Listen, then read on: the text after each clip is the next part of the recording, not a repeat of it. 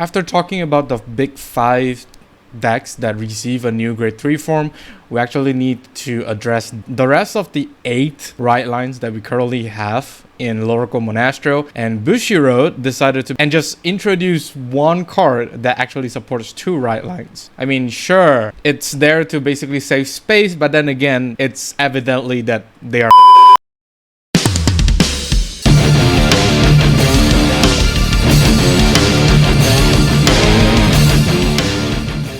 This video is sponsored by Phoenix Pharos Cards. If you need supplies of singles or splits for Cardfight Vanguard, especially the ones in the video, do check out Phoenix Pharos Cards today, and as a bonus, use the promo code MetaNerd to get an amazing 5% discount. And with that being said, let's get on with the video. Greetings YouTube, welcome back to the MetaNerd channel. I am Marcus, bringing you another video for Cardfight Vanguard Willdress. In this video, we'll be going through the support that all 8 of these ridelines actually receive in the festival set. 2 of the ridelines will only receive 1 card as supporting both of their ridelines. So 2 of the ridelines will be receiving 1 card support. So in total, we will have 4 cards that is supporting 2 ridelines in 1. So I think this is probably to basically save some of this card list, just to not go too hard in terms of designing cards, because we have a lot of cards that actually do nothing. Of course, other than these 4 cards that supports all of these 8 ridelines, we will of course be wrapping up the big 5 rideline support. I mean, there's still like 1 more card that is supporting like the main 5: Elasteel, Loronaro, Feltyrosa, Clarissa, as well as Willdress. And without further ado, let's take a look at what these cards are doing. First off, we have Earnescorrect follower Payton. Although when this card is discarded from hand, if you have a Vanguard with Clarissa in its card name, cost Counterblast 1, choose a grade 2 or less with Earnescorrect in its card name not named Earnescorrect follower Payton from your drop, and you may put it into the hand. Active on opponent's turn 2. This is purely a supportive unit for Clarissa. I mean, Earnescorrect is in its name. She does not really provide anything in terms of the offensive side. It's more towards like recycle your Earnescorrect from the drop zone if they happen to get retired or so. And not only during your turn is this card able to recycle the Earnescorrect unit, it also is able to recycle Earnescorrect from the opponent's turn 2. The only way for you to activate this unit's skill is by discarding this card for the cost of your PG. But then again, you need to pay that 1 Counterblast. So I'm not too sure in terms of the Counterblast usage for this deck. I don't think it's a lot. But then again, these skills do stack up very, very fast. This actually is quite similar to a already existing Earnescorrect unit that helps to recycle stuff, which is this card over here, the grade 1 specifically. The grade 2 is here because you do need to discard a card from your hand for her to restand. So if you do discard it Payton, you're able to pay 1 Counterblast to recycle whatever Earnescorrect unit is in the drop zone. For the grade 1 is actually quite similar. These 2 cards are actually doing almost the same thing. It's just that they are of different costs. One of them costs 1 Soul Blast as well as discarding a card, while the other one is basically counterblasting 1. So if you combo this Payton here with the grade 1, you actually pay 1 Counterblast and 1 Soul Blast to get 2 cards back. Earnescorrect specific units, that is. So it's not that bad. It's just that whether you will want to sacrifice some of your offensive pieces for Payton, that's going to be the deciding factor, because Payton here does not really do anything in terms of the offensive side, but this grade 1 over here does do something, because she needs to be on the field, and if the opponents do retire your stuff, then she's able to activate her skill. Whereas Payton is more of a dead card if you are not able to discard anything. This card might probably be the least valued Earnescorrect unit, because to be honest, she's not doing anything. Next up, we have Enveloping Affection Eliriel. Although when this unit is placed on Raker Circle, if you have a Vanguard with Elasteel in its card name, cost Counterblast 1, choose a card from your bind zone and put it to hand. If you put a card, bind the top card of your deck. Black Wings. Although when this unit is put on Guardian Circle, choose one of the attacking units and it gets minus 5k power until the end of turn. This is a defensive unit while adding the bind card to the hand is very, very nice. Similar to what Elasteel's skill is, you can choose to put the card in the bind zone to your hand and then you just continue to bind the top deck. This skill is actually very, very nice considering that you have cards like this grade 3 over here. Once this card is bind, you're able to activate both Black Wings and White Wings at the same time. If you manage to bind this card on the turn before, you're able to keep on recycle this card to activate both black wings and white wings consecutively. Other than the interaction between this grade 3 and Eliriel, this card could potentially help you to change between black wings and white wings. So for example, if you are at black wings and you want to activate certain skills, you can do whatever you want, and then you can just call Eliriel here to hopefully changes your whole turn to white wings. So it's there to help you do that, but then again, this whole shenanigans is RNG. You don't really have a control to whether or not you are at black wings or white wings. But still, I think there are a lot of utility cards within Celestial that is able to manipulate the card grade in the buying zone, as well as, you know, change the cards in the buying zone, that sort of stuff. This card essentially is a 10k shield because you do minus 5k from whatever the opponent is attacking until the end of turn, meaning that if that unit is able to restand, the minus 5k will still be there until the end of turn. However, you will need to be in black wings, only then you're able to activate the skill. So it's gonna take a little bit of play testing for you to get the timing right, as well as some of your other pieces for it to gel together. Otherwise, the second skill of this card will potentially be a dead skill. This card's value is more towards the first skill rather than the second skill, but it does provide you with a nice defensive option. Next up, we have Coiling Parade Shibanu. Auto when this unit is placed on Rigor Circle, if you have a grade 3 or greater Vanguard with Laura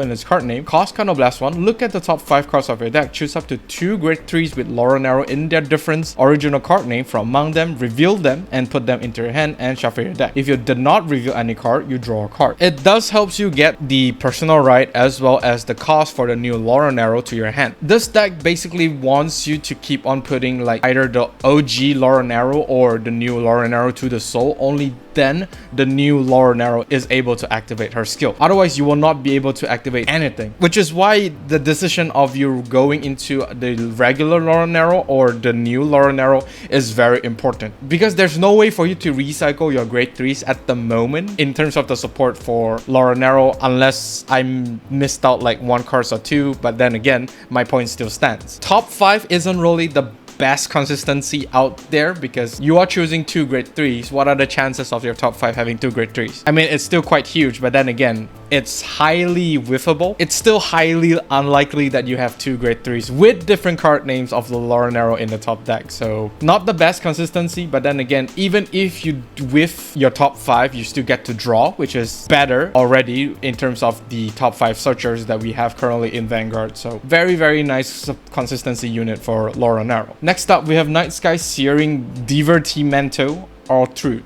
Auto Rigor Circle. At the end of the battle, this unit boosted. If you have a Vanguard with Felty in its card name, cost Counterblast 1 and put another Rigor in the same column as this unit into the soul and draw a card. So this is basically like a boost that really helps Felty in terms of clearing out the front row for you to multi-attack, because Felty will need to call units that was drive checked to an open Rigor Circle. So if you have cards that there are still some cards that could not clear out the front row for you to superior call your units for you to multi-attack. So this card as a grade 1 does helps with that. And since the overall counterblast usage does drop by 1 thanks to the new Clarissa, this is a much better counterblast to be spent in terms of this card, because you do get back the draw, which is very, very nice. So overall, you don't really minus your hand for you to keep calling rearguards because you do get back the draws. But of course, you will need to be very, very careful, because Felty do have stuff that basically plays a ghost unit on top of the deck. So if you are not careful, you might just draw into that unit, which will definitely decrease the likely chance of you multi-attacking. So you need to be very, very careful.